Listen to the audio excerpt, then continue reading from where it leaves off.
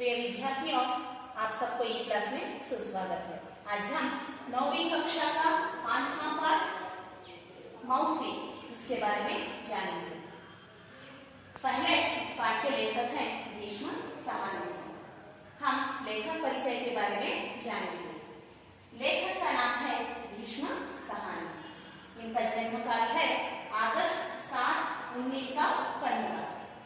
जन्म स्थान है रावलपिंडी। इन्होंने MA PhD तक शिक्षा प्राप्त की है। इन्होंने कुछ साहित्य प्रकार लिखे हैं। उनमें उपन्यास है झरोखे, कड़ियां, तमस, बसंत। और कुछ कहानी संग्रह है भाग्यरेखा, भटकती रात, वांचो, शोभा यात्रा। इन्होंने कुछ जीवनियां भी लिखी हैं, भाई बलराज, अपनी बात। ऐसे ही इन्होंने कुछ नाटक भी लिखे हैं। वो नाटक है कबीरा खड़ा बाजार में, माधवी मुवासे। ऐसे ही इन्होंने कुछ भाषाओं के ज्ञान प्राप्त किए थे। उन्होंने साहनी जी ने हिंदी, अंग्रेजी, संस्कृत, रूसी, पंजाबी आदि भाषाओं के ज्ञाता थे। ऐसे ही इनके साहित्य प्रकार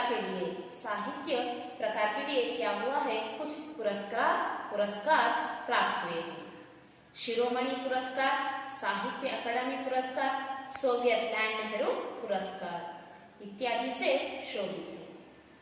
प्रिय विद्यार्थियों, आज हम मौसी का अर्थ क्या है?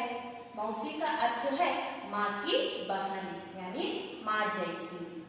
ऐसे ही हम आज मौसी पाठ के बारे में जानेंगे।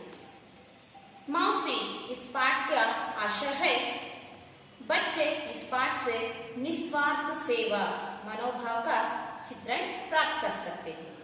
इस कहानी से बच्चों को परोपकार, बड़े बुजुर्गों के प्रति आदर और असहायकों की मदद करने की प्रेरणा मिलती है। बच्चों, पहले मैं आपको पाठ पढ़कर सुनाती हूँ, फिर इसका विवरण देती हूँ। उस औरत को सभी मौसी कहकर पुकारते थे, बच्चे भी और बड़ी उम्र के लोग भी। मौसी सबको माँ के जैसे प्यारी बनी थी।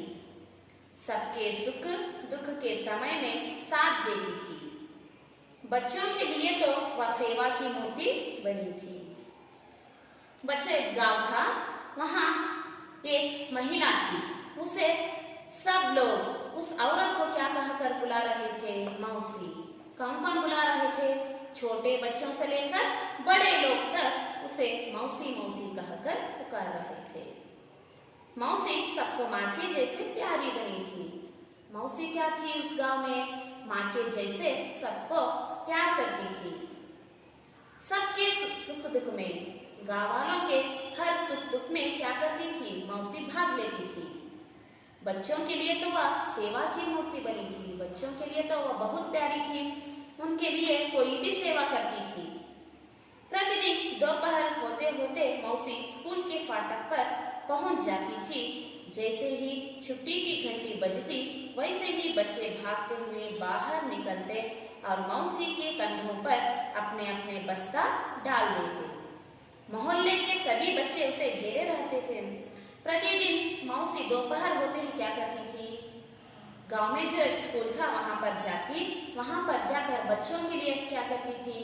उनके लिए प्रतीक्षा करती थी।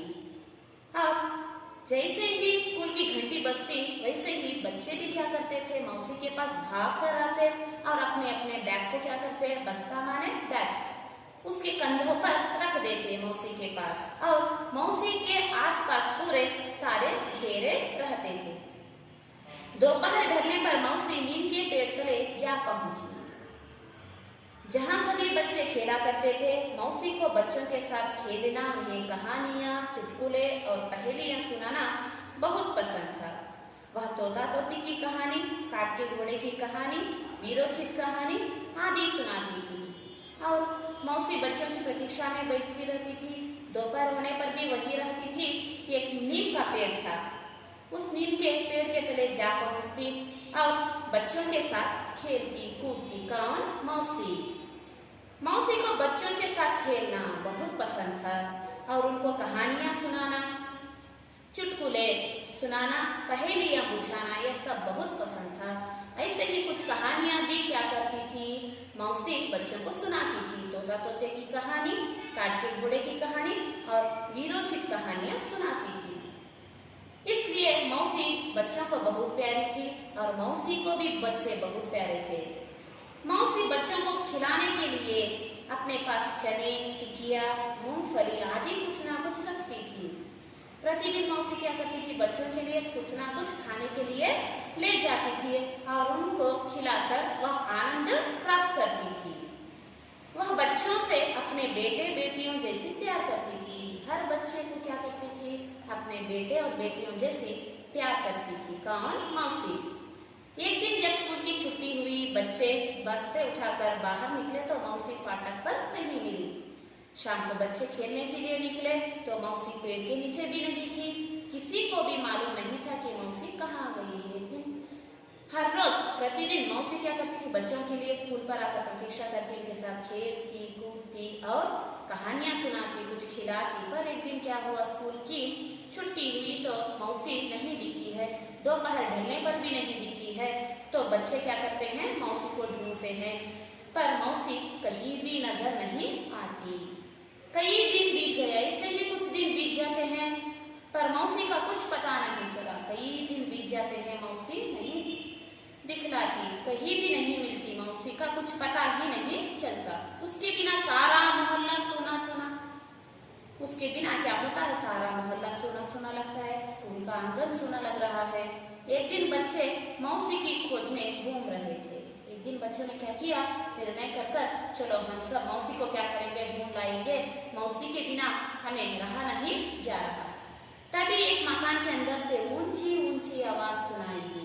तभी बच्चे मौसी को ढूंढ रहे हैं, तब एक बड़े मकान पर क्या हुआ, जोर जोर से चिल्लाने का आवाज सुनाई देती है। किसे? बच्चों को। हमने टेका तो नहीं ले रखा है मौसी, 20 दिन से तुम यहाँ हो, अब तुम किसी दूसरे के पास चली जाओ। उस मकान से जोर जोर से आवाजें आ रही थी, किस तरह, हमने तो टेका नहीं ले रखा है मौसी, 20 दिन हो गए यहाँ पर तुम आकर, हमारे पास तुम ना रहो, किसी के घर दूसरे घर जाना। इस तरह जोर जोर से चिल्लाने की आवाज बच्चों ने सुन लेते हैं। मौसी का नाम सुनकर बच्चे टिटक कर खड़े हो गए। मौसी, इस शब्द को सुनकर बच्चे वहां ही क्या करते हैं, खड़े हो जाते हैं। बंद दरवाजे की दरार से झांकते हैं। जो दरवाजे में एक दरार होती है, वहां से क्या करते हैं, बच्चे झांक कर देखे तो मौसी एक खाट पर लेटी थी। उस दरार से, उस होल से देखते हैं तो मौसी वहां लेटी हुई नजर आती है। उसके बाल ऊंचे हुए हैं। उसके बाल क्या हुए हैं, ऊंचे हुए हैं। चेहरा सूखा हुआ है, चेहरा भी सूखा हुआ है। मौसी को ऐसी स्थिति में देखकर बच्चों को बहुत दुख हुआ और गुस्सा आया। इस तरह मौसी की स्थिति देखते हैं बच्चे, उसकी स्थिति पर क्या होता है, बच्चों को बहुत दुख होता है। मौसी का स्थिति ऐसा हो गया है, क्या करे।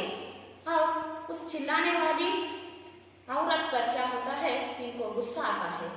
बच्चे क्या करते हैं, गुस्सा करते हैं। दूसरे दिन बच्चे हॉकी मैच खेलकर लौट रहे थे तो रास्ते में पुल के पास मौसी बैठी नजर आई। ऐसे ही बच्चे क्या करते हैं, छुट्टी के दिन खेलने जाते हैं, हॉकी मैच खेलने जाते हैं तो वहाँ मौसी कहाँ बैठी दिख रही है कि एक पुल के पास मौसी बैठी नजर आती है। उसके पास एक छोटी सी गठरी थी। मौसी के पास एक छोटी सी गठरी थी और उसके पास एक लाठी भी थी। मौसी को देखकर सब उसे घेर कर प्रश्न पूछने लगे। इस तरह मौसी को देखते ही बच्चे भागकर जाते हैं मौसी के पास और जाकर प्रश्न पूछते हैं, मौसी मौसी तू इतने दिन कहाँ थी मौसी, यहाँ क्यों बैठी हो, मौसी इतने दिन तुम कहाँ चली गई थी, यहाँ पर क्यों बैठी हो। एक ने पूछा, मैं यहाँ से जा रही हूँ बेटा। तब मौसी कहती है, मैं यहाँ से जा रही हूँ बेटा। कहते हुए मौसी की आंखें भर आई। इस तरह कहते ही मौसी की आंखें भर आती हैं, रोने पड़ती है। कौन? मौसी। तू तो बीमार थी मौसी। किसी दूसरे लड़की ने पूछता है, तू तो बीमार थी ना मौसी, तबीयत कैसी है, आपकी तबीयत कैसी है। बलदेव ने पूछा। इस तरह बलदेव ने पूछता है। बेटा मैं ठीक हो गई हूँ। तब मौसी कहती है बेटा मैं ठीक हो गई हूँ, अपना गांव जा रही हूँ। मैं अब क्या कर रही हूँ, अपने गांव को जा रही हूँ। हम तुझे नहीं जाने देंगे मौसी। ऐसा मौसी कहते ही, अपने गांव जाने की बात कहते ही बच्चों ने क्या करते हैं, मौसी को रोकते हैं। नहीं नहीं मौसी तुम नहीं जा सकती हो अपने गांव। सबने एक स्वर में कहा। मौसी की आंखों में आंसू छलक उठे।